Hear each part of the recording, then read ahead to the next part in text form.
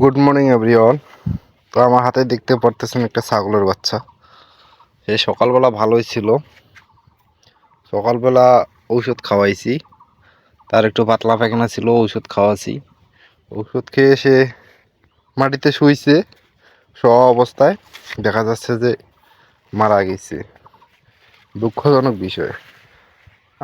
আর আমার ছাগলটার হচ্ছে 3টা বাচ্চা ছিল, 3টে বাচ্চার মধ্যে আর 2টা আছে, একটা মারা গেল। আমি একে এখন ফেলাই দিয়ে আসবো শিয়াল খাওয়ার জন্য, শিয়াল নিয়ে যাবে। আমি ওকে এইখানে রাখবো, আমাদের এইদিকে প্রচুর শিয়াল, ওকে এইখান থেকে নিয়ে যাবে শিয়ালে। চিরদিনের জন্য সে হারিয়ে গেল, দুঃখজনক বিষয়। তো ওখানে রাখবো, এইখানে কবরস্থান আছে, তো এইখান থেকে দেখা যাচ্ছে আমাদের দিনের বেলা অনেক শিয়াল বের হয়, তো তাই এখানে রাখলাম ওদের খাওয়ার জন্য।